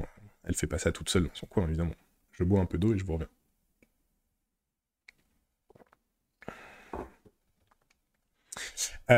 Donc, elle a écrit son journal de bord de cette croisière. Alors, je vous pète le suspense tout de suite, elle a adoré, hein. Il n'y a pas de mystère là-dessus. C'est génial. Je vous lis pas tout l'article parce que c'est très très long. Mais donc, il y a 1h30 de yoga dynamique le matin, une excursion à terre pour faire du trekking et de la méditation en pleine nature. C'est dans les îles Grenadines. Les îles Grenadines, donc c'est près de la Martinique. Donc en effet, il fait beaucoup plus chaud qu'en Antarctique, a priori. Donc voilà, je vous passe tout le récit. C'est très très long comme papier. Hein. Vous voyez le temps que je mets à scroller tout l'article, là, c'est... On est sur une publicité très très longue, très ésotérique comme récit. Oui, alors je vous laisse aller lire, hein, le récit quand même, parce que, bon, c'est... Je serais curieux qu'un scientifique s'intéresse aux fameux soins qui sont apportés sur ces bateaux. Mais bon, bref, c'est pas notre sujet du jour. Pourquoi je vous parle de ça? Parce que moi, quand j'ai commencé le papier, à lire cet article, je me suis dit, ah bah j'ai trouvé une autre pub. C'est la même chose que pour Wellness, que pour Esthederm. Je vais tomber à la fin et puis il va y avoir marqué partenariat rémunéré avec les croisières du Ponant, quoi. Bah pas du tout. En fait, à la fin, vous n'avez rien de marqué de tel. Donc c'est pas marqué que c'est une... Et je pense par ailleurs que ce n'est pas un partenariat rémunéré. Pas au sens où on l'entend, c'est-à-dire que je pense que le Ponant n'a pas payé Vogue pour faire ce papier. Mais je pense par contre que tout le voyage a été payé par la compagnie. Ouais, je pense que c'est une croisière offerte. J'en suis pas sûr, j'ai pas la preuve, donc je vais pas l'affirmer, mais ça y ressemble beaucoup. Et donc ce qui est intéressant, c'est que à la fin, quand même, donc bon, déjà vous avez donc tout ce papier de retape, hein, pour la compagnie et pour la croisière. Mais à la fin, on vous explique même quand seront les prochaines croisières pour aller faire du yoga sur le Ponant. C'est quand même pratique. C'est-à-dire qu'on vous donne toutes les infos, on vous met même le site, hein, pour aller réserver, si vous voulez aller vous réserver une croisière sur le Ponant au Sri Lanka ou au Monténégro. Ah, Monténégro, c'est trop tard, dommage. Donc il vous restera un des Sri Lanka en janvier 2024. Donc voilà, tout ça pour vous montrer que, évidemment, besoin d'une carte de presse pour faire ça. Alors je saurais pas dire, pas sûr. Oui, et très bien, très bonne remarque de SGD, les crédits photos qui sont dans l'article, les photos sont signées de la compagnie elle-même. Ça veut dire que même les photos sont fournies par la compagnie. Comme ça, au moins, on est sûr qu'on aura des belles photos. Alors, il y en a qui sont signées de la journaliste, comme celle-là. Mais sinon, il y en a qui sont signées de la compagnie. Par exemple, celle-là. Attendez, hop, celle de la piscine à l'arrière. Signée de la journaliste. Donc, après, je me suis dit, bah, c'est peut-être pas les seuls à avoir fait ça. Et bah non, donc, c'est pas les seuls à avoir fait ça. Et qui retrouve-t-on dans cette matinale? Le Figaro. Bonjour. Et alors, le Figaro, eux, ils l'ont fait en Antarctique, pour le coup. Ils sont montés à bord du fameux commandant Charcot, et ils ont fait donc la fameuse croisière éco-responsable où on apprend plein de trucs sur l'environnement en Antarctique. Ils l'ont fait l'année dernière, donc le 21 juillet. Et alors bon, pareil, hein, je vais pas tout vous lire. Mais grosso modo, ils ont adoré. Il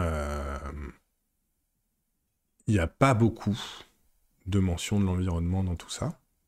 Alors, il mentionne hein, les formations qui sont données à bord, les conférences, etc.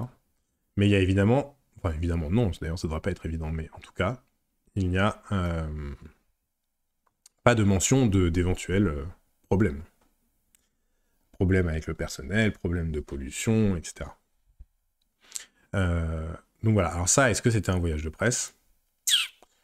Bah pareil, hein, on ne sait pas. Alors là, en revanche, par contre, toutes les photos typiquement sont signées du Figaro, du photographe du Figaro. Mais ouais, c'est très long. Hein. Et alors, pareil. Et donc je vous lis juste la conclusion parce que quand même ça vaut son pesant. Un siècle plus tard, donc il parlait de Jean-Baptiste Charcot, donc qui donne son nom au bateau. Et ils écrivent un siècle plus tard. Les voyages polaires ont certes changé de vocation, puisqu'avant c'était des voyages scientifiques, mais ils incitent plus que jamais à s'émerveiller de la nature et à s'y connecter pour in fine mieux la respecter. Au paradis blanc, l'homme devient sage et raisonnable, dit-on. Bah ça fait réfléchir. Le culot, ouais, le culot. Donc voilà, apparemment pour savoir qu'il faut respecter la nature, il faut aller la polluer. Est-ce que l'effet recherché ne vaut pas le sacrifice? Mettre des chefs d'entreprise devant la nature pour agir chez eux. Ouais, alors je pense que c'est prêter beaucoup de... Je sais pas comment dire. Faut avoir très confiance dans la nature humaine, quand même. Pour le néophyte que je suis, ce serait quoi la différence fondamentale entre pub, publi-reportage et voyage de presse? Bah, alors, publi-reportage, on est dans de la publicité... en général, assumé. C'est-à-dire que... Est-ce que Loris est encore là? Loris adore ces sujets-là. Non, bon, la publicité, c'est facile. C'est une pub, c'est assumé, c'est présenté comme une pub. Je sais pas moi, vous ouvrez votre magazine, vous avez une pub pour Peugeot. C'est une pub. Le publi-reportage, c'est des contenus qui sont fabriqués normalement, quand tout va bien, qui sont fabriqués par des marques, publiés dans un média, mais qui adoptent les codes du média. C'est-à-dire que vous allez parfois avoir l'impression de lire un article du média, parce que c'est la même titraille, c'est la même mise en page, la même iconographie, etc. Mais en fait, c'est une publicité.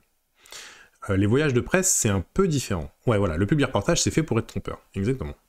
C'est-à-dire que c'est fait pour que vous croyiez qu'en lisant votre journal vous a recommandé une croisière sur le Ponant, par exemple. Un voyage de presse, c'est un peu différent. C'est-à-dire que c'est, par exemple... prenons des croisières en Antarctique. Certains publi-reportages sont faits par des journalistes. Bah, normalement, ils sont pas censés les faire, mais... commandités par des marques à la rédac. Ouais, bah oui, ça arrive.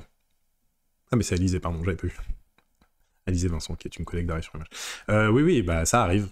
Normalement, c'est pas censé être le cas, mais bon. Et donc les voyages de presse, alors ça existe dans plein de domaines, mais particulièrement dans la presse, j'allais dire tourisme et voyage, hein, c'est logique. Ou par exemple, notamment dans la presse automobile, où on organise un voyage pour que vous alliez tester la nouvelle voiture de telle marque dans tel pays. Et donc, dans ce cas-là, c'est-à-dire que... Alors moi, j'avoue que c'est un milieu qui m'est un peu étranger, parce que j'en ai jamais fait, malheureusement. On m'a jamais offert une croisière gratuite dans les Caraïbes. Mais en gros, c'est-à-dire qu'on ne vous paye pas directement, le média ne touche pas d'argent, mais en revanche, vous n'avez aucun frais pour aller faire votre reportage. Et ensuite, vous faites votre reportage sur place, et vous écrivez ce que vous avez vu, vécu, etc. Voilà. Ou la presse tech, jeux vidéo. Ouais, bah oui, ça arrive aussi. Ouais. Daniel Schneiderman, qui nous dit souvenir d'un voyage de presse pour l'inauguration d'un hôtel, aucun intérêt, pas fait de papier. Ah ouais. C'est à l'étranger le voyage, Daniel?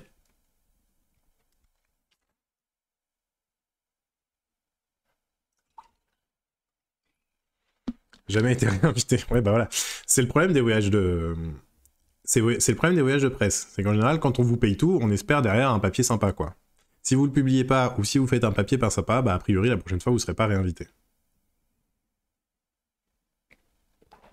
C'était en France, voilà. Donc voilà, bon bah là c'est...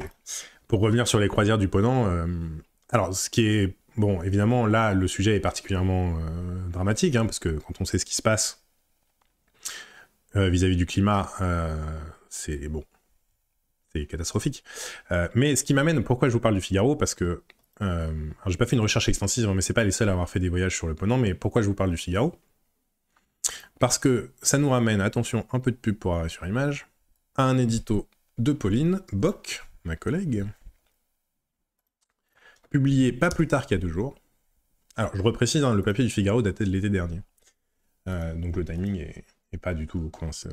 Bref, c'est un hasard de calendrier, quoi. Donc Pauline a fait un papier sur les, justement, certains services du Figaro qui étaient, je reprends son titre, en roue libre contre le climat.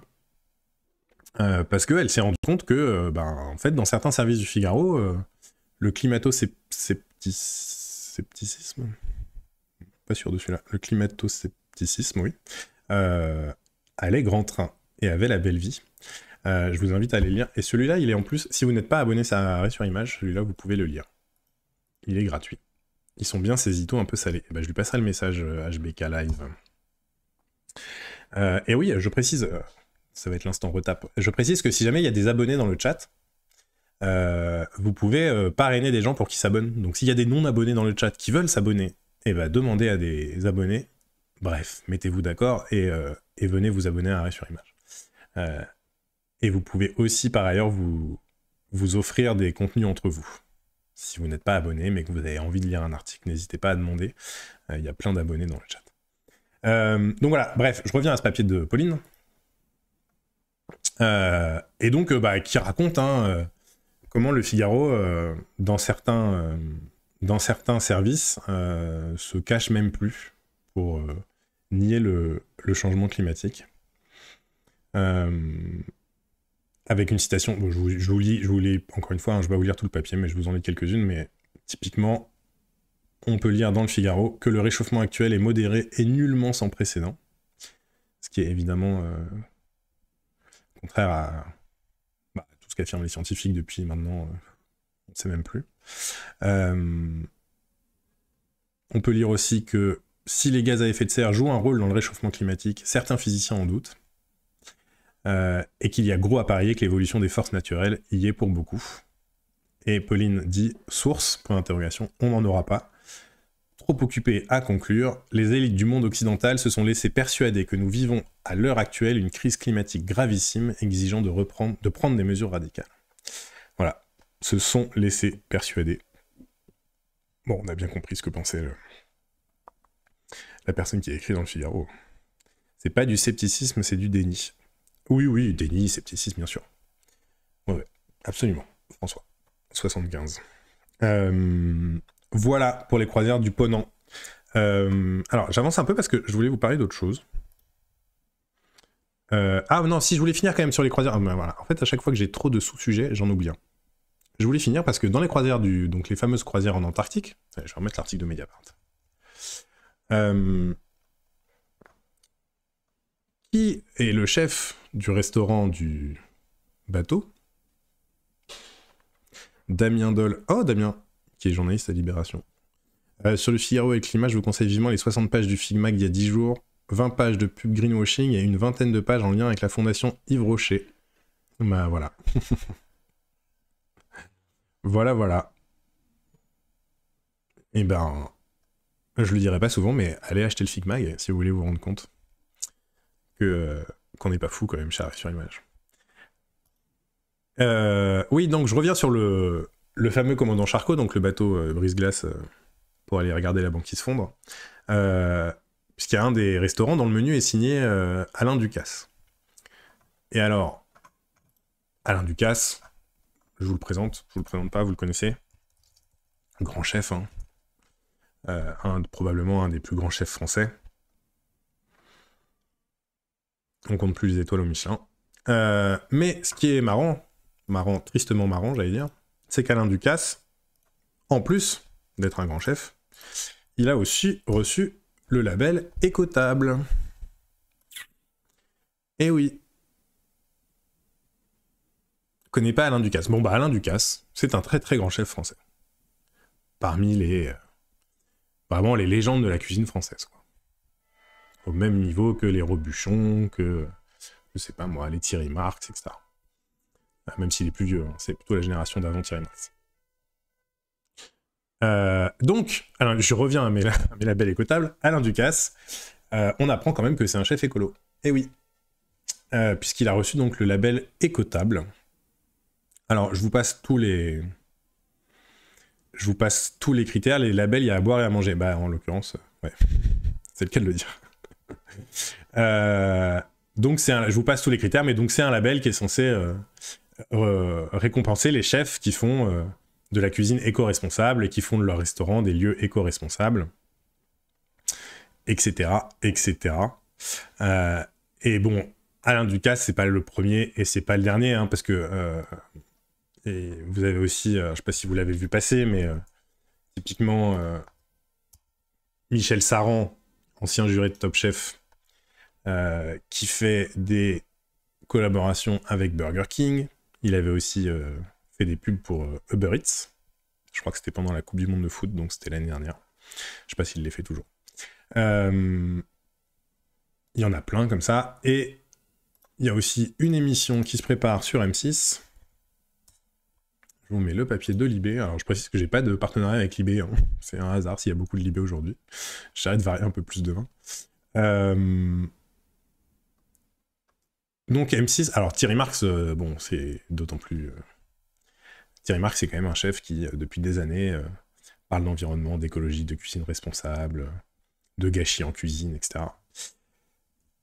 Eh ben, dommage, parce que Thierry Marx, qu'est-ce qu'il va faire? Il va participer à l'émission Snack Masters, qui est repris d'un... Donc c'est un concept britannique, à la base. Et donc l'idée c'est de faire venir des grands chefs, donc, dont Thierry Marx, par exemple, et de leur faire reproduire des plats issus de la malbouffe. Donc un Big Mac, un Twix, je sais pas moi, des pizzas Sodebo. La photo de Thierry Marx, c'est un Big Mac.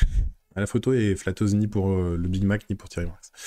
Mais donc voilà, alors évidemment ça a soulevé beaucoup de questions, hein, parce que bah voilà. Pour le premier épisode, c'est Thierry Marx et son ancien élève Johan Comte, que je ne connaisse pas, qui devront reproduire un Big Mac. Ils ont 72 heures pour trouver les composants de la recette du mythique sandwich, dont la mystérieuse sauce.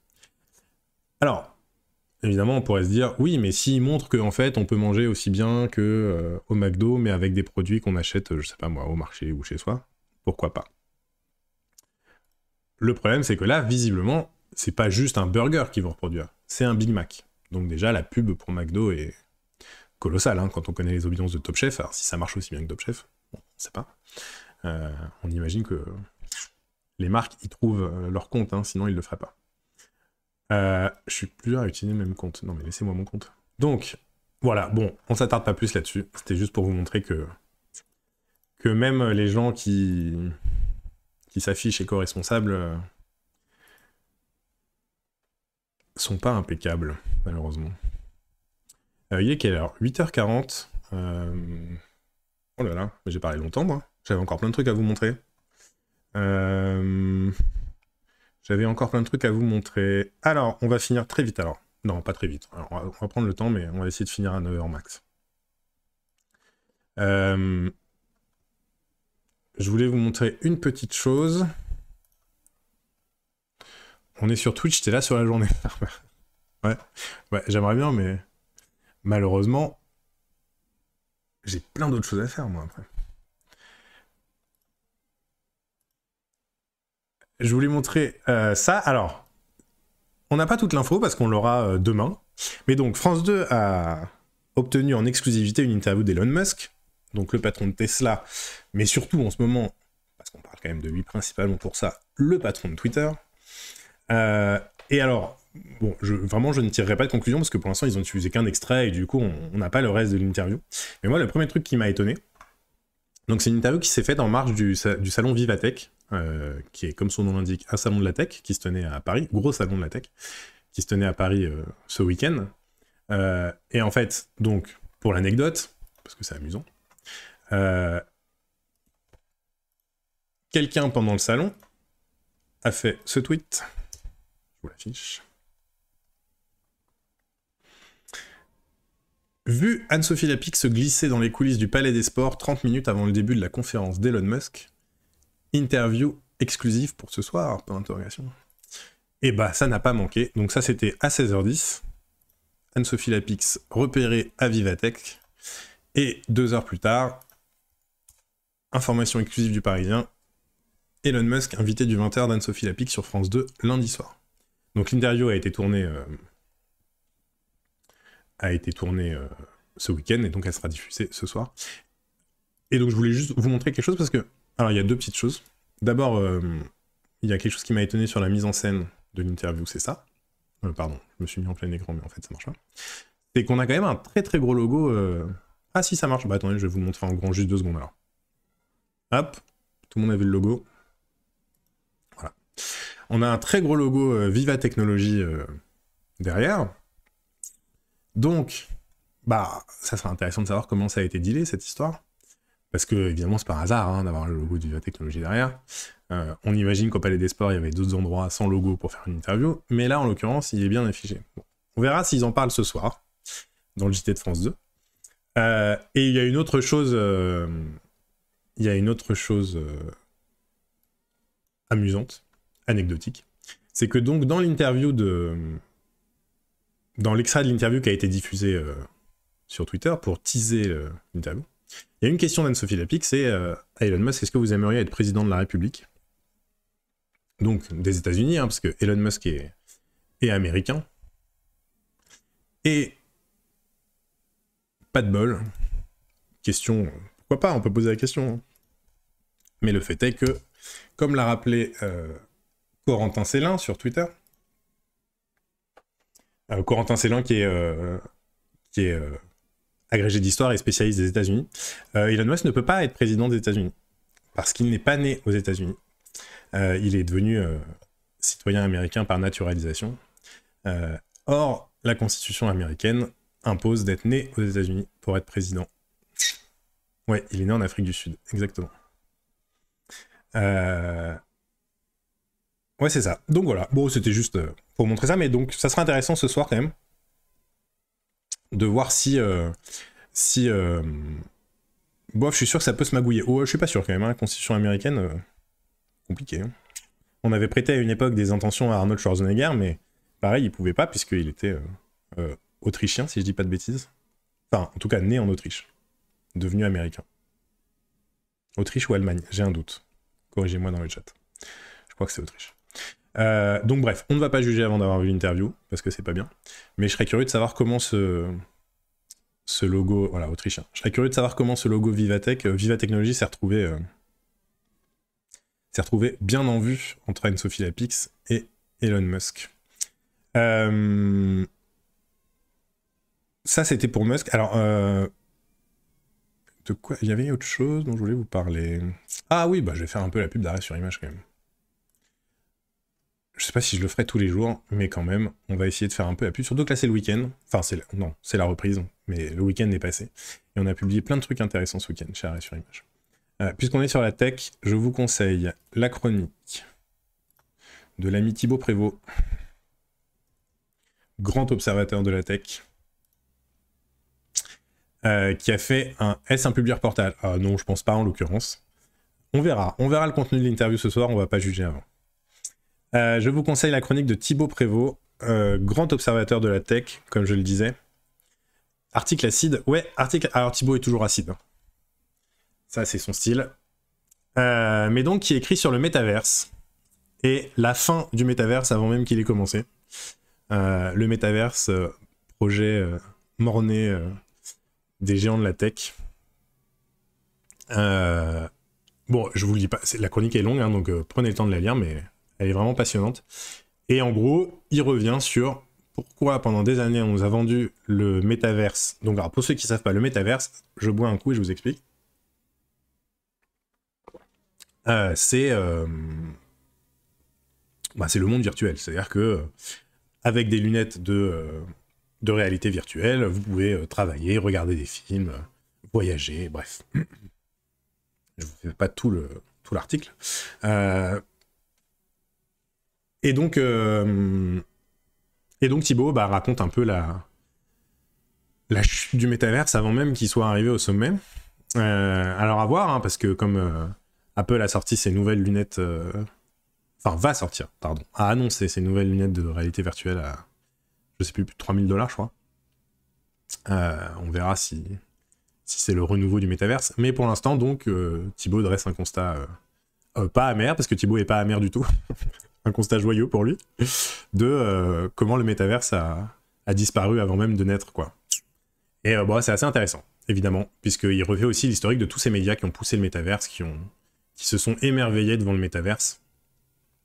À 3500 $, les lunettes d'Apple. Donc si vous avez les moyens, il faut choisir. C'est une croisière en Antarctique ou les lunettes.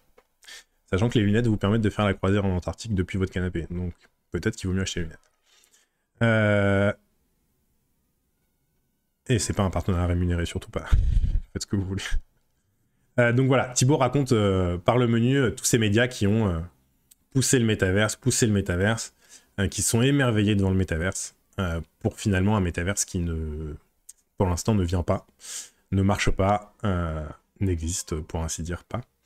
Voilà, je vais pas vous lire tout le papier, mais allez le lire parce qu'il est vraiment très intéressant, surtout pour les gens qui, comme moi, je suis pas du tout un spécialiste de la tech, qui connaissent le sujet mais un peu de loin, et franchement c'est hyper intéressant à lire. Encore un peu de tech, mais alors plus légère cette fois-ci. Parce que ça, peut-être que vous l'avez vu, mais c'était l'affrontement des derniers jours. C'est ChatGPT contre Raphaël Enthoven. Donc le principe est simple. ChatGPT et Raphaël Enthoven ont passé tous les deux l'épreuve de philo du bac. Sans surprise, c'est Raphaël Enthoven qui a gagné. Mais ce qui est intéressant, c'est que... donc c'est un papier de Maurice Midena, qui était tout à l'heure dans le chat, je sais pas s'il est encore là. Je reste si on crache sur Enthoven. Et ben voilà. On peut tous être d'accord. Ce qui est intéressant, c'est que, en fait, Maurice, il a interrogé Juliette Ferry-Danini, qui est docteur en philosophie. Et évidemment, elle est pas trop fan de la procédure, pas trop fan de l'idée. Et en fait, ce qui est intéressant, c'est que donc Raphaël Enthoven a eu 20 sur 20. Bon. ChatGPT a eu 11 sur 20. Et ce qui est aucun intérêt. Oui, non, aucun intérêt. Mais bon, d'abord, ce qui est intéressant, c'est que les médias ont adoré cette histoire. Hein, il a été invité sur RTL, C'est à vous sur France 5, enfin bref. Ce qui m'a intéressé dans le papier de Maurice, mais je vous laisserai aller le lire encore une fois, c'est ce que dit Juliette Ferry-Danini de la philosophie façon Enthoven, puisque en fait, donc Enthoven a fait l'épreuve en 1h30. Alors comme il est philosophe, on se dit bon oui, pour un philosophe c'est facile. Mais quand même, ce qui est intéressant, c'est qu'elle dit, mais en fait, il promeut la vision de la philosophie qui veut qu'un philosophe puisse écrire sur tout et n'importe quoi en 1h30 et avoir 20 sur 20. Et elle dit, c'est exactement ce qu'on demande à ChatGPT. Et donc finalement, en voulant prouver que l'IA n'était pas capable de faire de la philosophie aussi bien qu'un philosophe, Enthoven a fait de la philosophie comme une IA, comme ChatGPT. Donc voilà, vous irez lire ça, c'est intéressant aussi, surtout si, comme moi, vous étiez nul en philo. La philo au bac, c'est de la technique, pas de la philo de philosophe. Oui, c'est pas faux, mais d'ailleurs, moi j'avoue que je connaissais pas trop le sujet non plus, je suis pas un spécialiste de philosophie, malheureusement, et Juliette Ferry-Danini raconte aussi les critiques qu'il y a contre la dissertation. Enfin, Maurice raconte les critiques qu'il y a contre la dissertation et le simple fait de prendre la philo par l'angle de la dissertation. Donc bref, c'est intéressant. Vous irez le lien. Je vous mets le lien. Je sais plus si je vous ai mis le lien de la chronique de Thibaut, mais je vais vous le remettre. Dans tous les cas. Le métaverse, c'est là. Hop. Hop. Et un dernier conseil. la télé-réalité. Chronique de Constance Villanova, qui est notre chroniqueuse spécialiste de la télé-réalité et des influenceurs. Ah oui, là c'est le grand écart, Karumi, attention. Mais grand écart intéressant. Qui raconte donc, Constance, comment la télé-réalité, appelons-la la télé-réalité de la TNT, donc les Princes de l'amour, les Marseillais, etc., est en train de mourir à petit feu et est remplacée dans le cœur et l'esprit des téléspectateurs par des téléréalités plus léchées, plus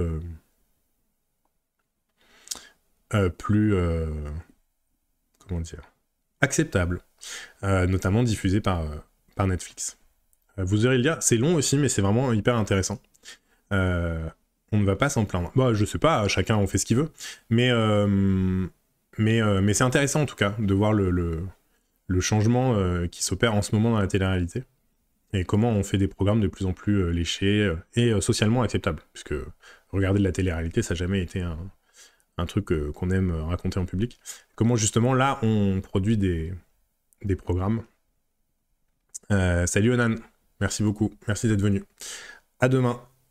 Comment on produit des programmes qui sont socialement acceptables et dont on n'a plus honte de parler au dîner ou avec ses collègues. Donc voilà, je vous mets le lien, je vous l'ai déjà mis. C'est bon. Eh ben, les amis, il est 9h moins 10. Pour la première, je vais tenir mes délais. Ça sera peut-être pas le cas tous les jours. Merci beaucoup d'être venus. C'était très chouette. J'étais très content de me réveiller avec vous pour la première fois.